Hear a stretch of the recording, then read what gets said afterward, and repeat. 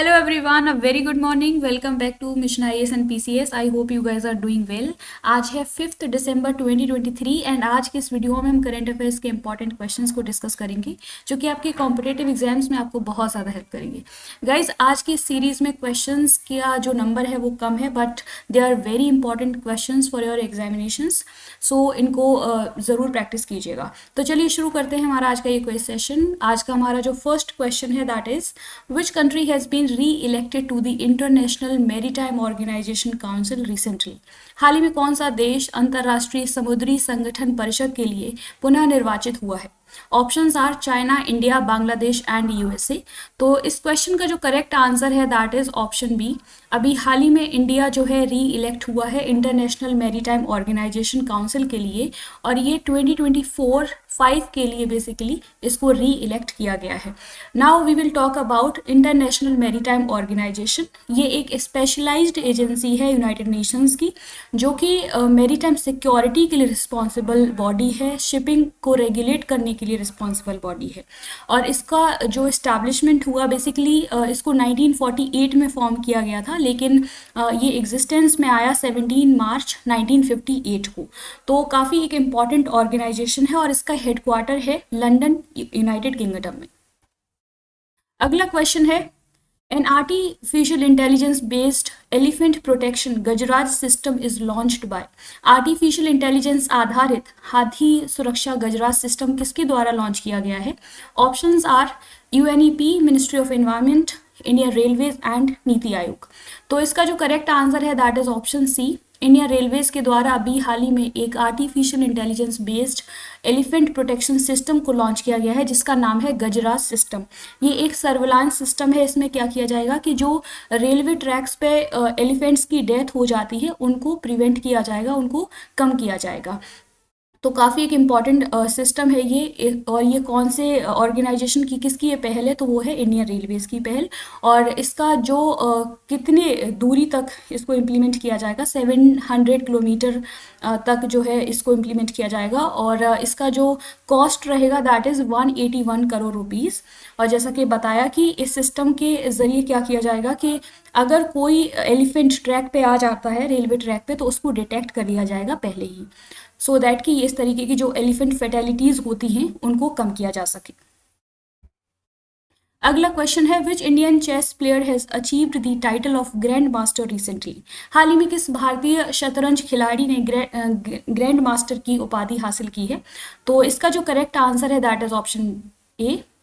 अभी हाल ही में जो इंडियन चेस प्लेयर है वैशाली रमेश बाबू, इन्होंने जो है ग्रैंड मास्टर का टाइटल हासिल किया है. और एक ये कंपटीशन हुआ था स्पेन में, एल लोबेग्रेट ओपन चेस चैम्पियनशिप. तो उसमें ये ग्रैंड मास्टर बनी है और ये उपलब्धि हासिल करने वाली ये जो वैशाली है वो थर्ड वुमेन चेस प्लेयर बनी है. इससे पहले 2 वुमेन चेस ग्रैंड मास्टर बनी है. उनका नाम है कुनेरू हम्पी एंड हरिका ड्रोनावली.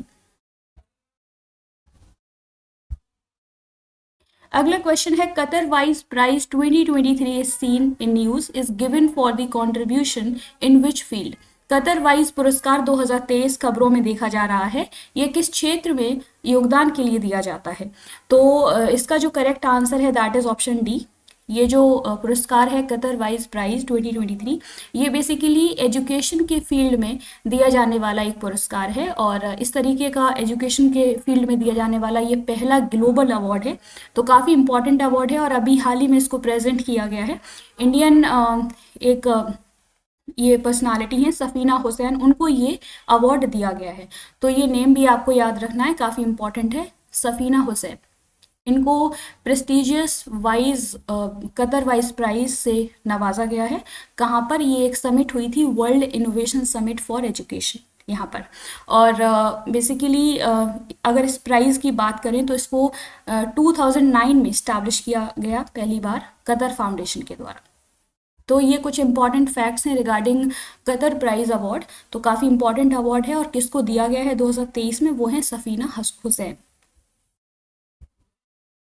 अगला क्वेश्चन है Codex Alimentarius Commission that was seen in news was established by which of these two organisations.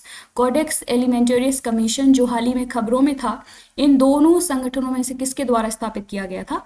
तो इसका जो करेक्ट आंसर है that is option A, food and agricultural organization and WHO जो कि वर्ल्ड हेल्थ ऑर्गेनाइजेशन है, उसके द्वारा इस कमीशन को इस्टेब्लिश किया गया था 1963 में। तो काफ़ी इम्पॉर्टेंट एक कमीशन है ये।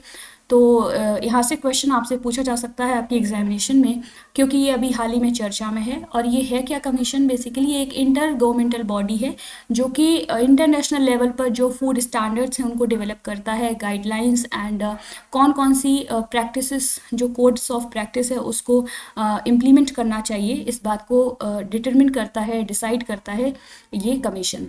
तो काफ़ी एक इम्पॉर्टेंट कमीशन है ये, अभी हाल ही में चर्चा में है क्योंकि इंडिया के जो मिलेट की यहाँ पर क्रॉप की जो कल्टीवेशन होती है उसने इंटरनेशनल स्टैंडर्ड को मीट कर लिया है और इस ऑर्गेनाइजेशन के द्वारा, इस कमीशन के द्वारा इंडिया को काफ़ी अप्रिशिएट किया गया है, इसलिए चर्चा में है। आपको इसके बारे में एक आइडिया होना चाहिए। और इसका जो हेड क्वार्टर है दैट इज इन रोम।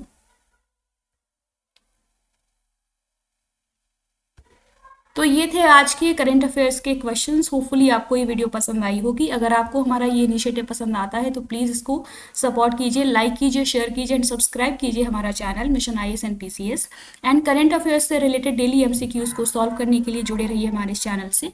और अगर आप PDF लेना चाहते हैं सितंबर एंड अक्टूबर मंथ की, तो हमारा जो टेलीग्राम चैनल है मिशन IAS एंड PCS, उससे उसको आप ज्वाइन कर सकते हैं और वहाँ से PDF ले सकते हैं। तो आज के लिए इतना ही। Thank you, take care, bye bye.